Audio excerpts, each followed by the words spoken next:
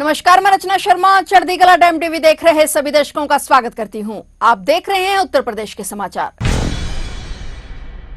Israel में UP के 6000 से ज्यादा श्रमिक फंसे हैं। हालांकि वे पूरी तरह से सुरक्षित हैं। प्रदेश सरकार तेल अवीव स्थित भारतीय दूतावास से लगातार संपर्क में है। यूपी सरकार ने श्रमिकों को सुरक्षित स्थानों पर रहने के निर्देश दिए हैं। मध्य एशिया में मौजूदा तनावपूर्ण हालात के बीच इजराइल में कार्यरत उत्तर प्रदेश के 6004 निर्माण श्रमिकों की सुरक्षा को लेकर योगी सरकार पूरी तरह सतर्क है। राज्य सरकार ने स्पष्ट किया है कि सभी श्रमिक सुरक्षित हैं और उनकी स्थिति पर लगातार निगरानी रखी जा रही है। ये सभी श्रमिक वर्ष 2024 में राष्ट्रीय कौशल विकास निगम और इजराइल की सरकारी संस्था के माध्यम से चयनित होकर इजराइल की विभिन्न निर्माण परियोजनाओं में काम के लिए भेजे गए थे। तेल अवीव स्थित भारतीय दूतावास द्वारा जारी सुरक्षा परामर्श के अनुसार सभी भारतीय नागरिकों को सतर्क रहने, स्थानीय प्रशासन के निर्देशों का पालन करने और अनावश्यक आवाजाही से बचने की सलाह दी गई है। राजदूत ने अवगत करवाया है कि स्थिति नियंत्रण में है और दूतावास सभी भारतीय श्रमिकों के संपर्क में है। मुख्यमंत्री योगी आदित्यनाथ के निर्देश पर श्रम एवं सेवा योजना विभाग लगातार हालात की समीक्षा कर रहा है। इजराइल में वर्तमान में लगभग 42,000 भारतीय नागरिक निवास कर रहे हैं, जिनमें 6004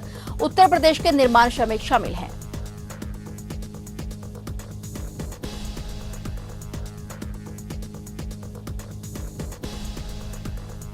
पारा पुलिस ने बैंक ऑफ बड़ौदा यानी बीओबी में हुए 13 करोड़ के फर्जीवाड़े के मामले में 3 आरोपियों को गिरफ्तार कर लिया है। मामले में पुलिस मुख्य आरोपी बैंक मित्र और पूर्व सिक्योरिटी गार्ड को पकड़ चुकी है। इंस्पेक्टर सुरेश सिंह के मुताबिक गिरफ्तार किए गए आरोपी काकोरी के नरोना का रहने वाला विकास कुमार, तालकटोरा के सूरीपुरा का भाग्यवती राव और कारा निर्मला है और पुलिस फर्जीवाड़े के मुख्य आरोपी बैंक मित्र शिवा और साजिशकर्ता पूर्व सिक्योरिटी गार्ड दीपक को जेल भेज चुकी है। पकड़ी गई भाग्यवती शिवा की पत्नी और कारा निर्मला उसकी मां है। विकास शिवा का नौकर है। पारा के मोहन रोड स्थित शकुंतला मिश्रा विश्वविद्यालय परिसर में संचालित बैंक ऑफ बड़ौदा का शिवा बैंक मित्र था। उस पर करीब 100 ग्राहकों के एफडी के नाम पर रकम ऐंठने का आरोप है। पूरा घोटाला करीब 13 करोड़ रुपए का था और इंस्पेक्टर ने बताया कि शिवा के साथ ही दीपक ने फर्जीवाड़े की बड़ी साजिश रची थी और आरोपी इतनी बड़ी फर्जीवाड़े को खुद नहीं कर सकते थे। ऐसे में पूरी आशंका है कि इसमें कई बैंक अधिकारी और कर्मचारी शामिल हैं। पुलिस जांच में कुछ अन्य खाताधारकों की भूमिका भी देखी जा रही है।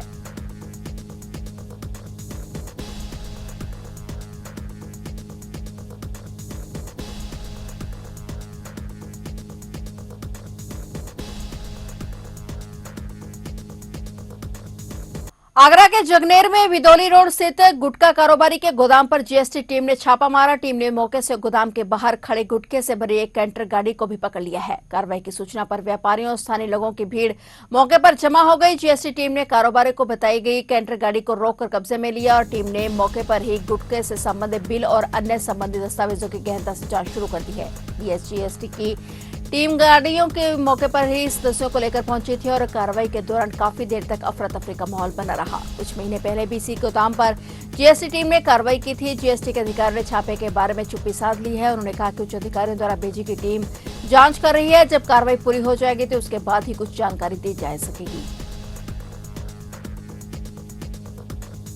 बहराइच के रुपईडीहा के रामनगर गांव में पारिवारिक विवाद ने खूनी रूप ले लिया, जहां संपत्ति के मामले को लेकर शुरू हुई कहासुनी के दौरान बेटे ने कुल्हाड़ी से हमला कर माता पिता, दादी और बहन को मौत के घाट उतार दिया। चीख पुकार सुनकर पहुंचे बड़े भाई ने विरोध किया तो उस पर भी छोटे भाई ने हमला कर घायल कर दिया। संघर्ष में हमलावर भाई भी घायल हुआ है। ग्रामीणों की सूचना पर चौकी प्रभारी और 112 पुलिस टीम मौके पर पहुंची और घायलों को एम्बुलेंस से सामुदायिक स्वास्थ्य केंद्र भर्ती करवाया गया, जहां चिकित्सकों ने परिवार में दादी, पिता, मां और बहन को मृत घोषित कर दिया। हमले में गंभीर रूप से घायल गुरुदेव और निरंकार को प्राथमिक उपचार के बाद जिला अस्पताल रेफर किया गया। निरंकार की हालत नाजुक देखते हुए उसे लखनऊ ट्रॉमा सेंटर भेजा गया है। पुलिस अधीक्षक ने बताया कि प्रथम दृष्टया मामला पारिवारिक विवाद से जुड़ा प्रतीत हो रहा है। हालांकि हर पहलू से जांच की जा रही है। फोरेंसिक टीम ने घटनास्थल से साक्ष्य जुटाए हैं। घर के भीतर खून के निशान और टूटी फूटी वस्तुएं बिखरी मिली और घटना में प्रयुक्त कुल्हाड़ी घर के बाहर से बरामद की गई है। एहतियातन अतिरिक्त पुलिस बल और पीएससी के जवानों को तैनात किया गया है।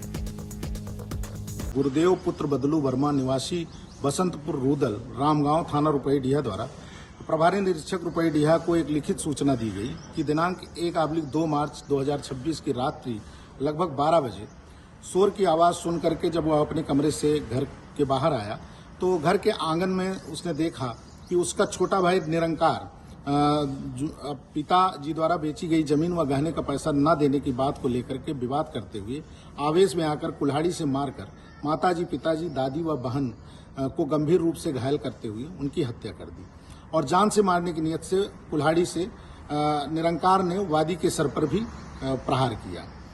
वादी द्वारा शोर मचाने पर गांव के लोग भी वहां पर आ गए। इसी बीच जो निरंकार था उसने अपने सिर पर ईंट से काफी प्रहार कर लिया, जिससे वो भी गंभीर रूप से घायल हो गया है। उस समय जब घटना हो रही थी उस समय वादी का एक बेटा है आजाद, वो भी मौके पर मौजूद था। वादी गुरुदेव द्वारा लिखित तहरीर जो दी गई थाने पर, उस पे थाना रुपईडीहा पे मुकदमा अपराध संख्या 41/2026 धारा 103(1) भी और 109(1) BNS में अभियुक्त जो है निरंकार के विरुद्ध पंजीकृत करते हुए विवेचनात्मक कार्रवाई प्रारंभ कर दी गई है। मौके से अभियुक्त निरंकार को हिरासत में लेकर के इलाज हेतु जिला अस्पताल बहराइच लाया गया, जहां से उसे और बेहतर इलाज हेतु लखनऊ रेफर कर दिया गया है।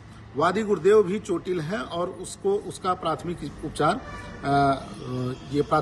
केंद्र चरदा में चल रहा है, उसकी स्थिति सामान्य है। गाजियाबाद के लोनी में यूट्यूबर सलीम वास्तविक पर जानलेवा हमले के मामले में पुलिस और बदमाशों के बीच मुठभेड़ हो गई और मुठभेड़ में एक बदमाश पुलिस की गोली लगने से गंभीर रूप से घायल हो गया। उसे अस्पताल ले जाया गया, जहां डॉक्टरों ने उसे मृत घोषित कर दिया। यह मुठभेड़ लोनी अंडरपास के पास निठोरा अंडरपास के निकट हुई है और मुठभेड़ के दौरान 2 पुलिसकर्मी भी घायल हुए हैं। Additional DCP crime Piyush Singh ने बताया कि लोनी पुलिस और देहात स्वाट टीम ने उनके नेतृत्व में यह मुठभेड़ की और मौके से हमले में प्रयुक्त चाकू, एक पिस्टल, कारतूस और एक बाइक बरामद की गई है। जिशान अमरोहा का रहने वाला था और उस पर 1 लाख रुपए का इनाम घोषित था। घायल पुलिसकर्मियों में सचिन कुमार और विपिन ठाकुर हेड कांस्टेबल है, उन्हें अस्पताल ले जाया गया है।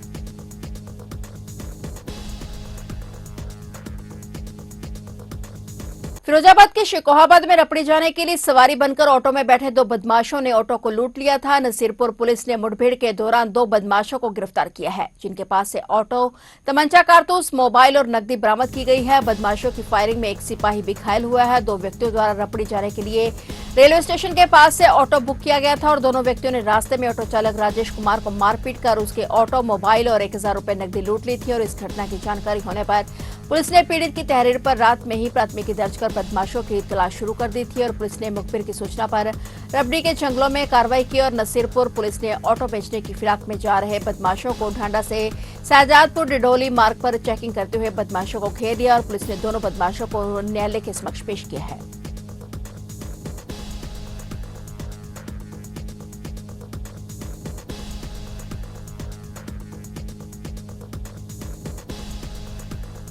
ईरान के सुप्रीम लीडर खामनेई के निधन की खबर के बाद उत्तर प्रदेश में सुरक्षा व्यवस्था बेहद सख्त कर दी गई है। राजधानी लखनऊ समेत राज्य के कई हिस्सों में प्रदर्शनों और शोक सभाओं को देखते हुए डीजीपी राजीव कृष्ण ने पूरे प्रदेश में अलर्ट जारी कर दिया है। डीजीपी ने सभी जिलों के कप्तानों, आईजी और एडीजी को खुद फील्ड पर उतरने के निर्देश दिए हैं। संवेदनशील और मिश्रित आबादी वाले इलाकों में पुलिस की गश्त बढ़ा दी गई है। भीड़ भाड़ वाले इलाकों और प्रदर्शनी वाले जगहों पर ड्रोन कैमरों की निगरानी रखी जा रही है। फेसबुक, एक्स, ट्विटर और व्हाट्सएप पर फैलने वाली भ्रामक सूचनाओं पर, अफवाहों पर साइबर सेल की पैनी नजर है और वर्तमान में होली और रमजान का समय चल रहा है, जिसे देखते हुए प्रशासन कोई जोखिम नहीं लेना चाहता। पुलिस अधिकारियों को निर्देश दिए गए हैं कि किसी भी कीमत पर सांप्रदायिक सौहार्द नहीं बिगड़ना चाहिए। वहीं किसी भी प्रकार के हिंसक प्रदर्शन की अनुमति नहीं दी जाएगी। जो भी व्यक्ति शांति भंग करना या अफवाह फैलाने की कोशिश करेगा उस पर सख्त कानूनी कार्रवाई की जाएगी।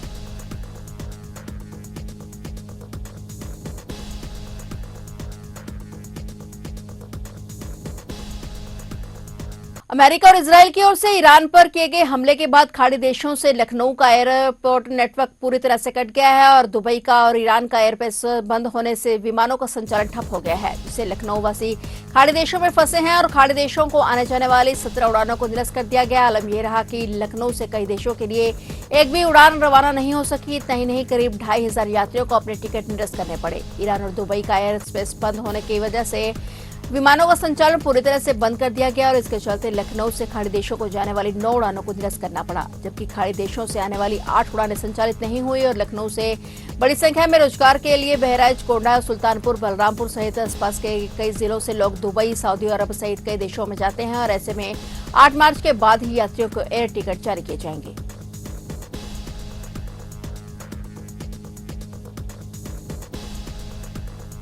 फिलहाल उत्तर प्रदेश के समाचारों में इतना ही और नए समाचारों के साथ फिर से हाजिर होंगे। तब तक के लिए देखते रहिए चढ़ती कला टाइम टीवी।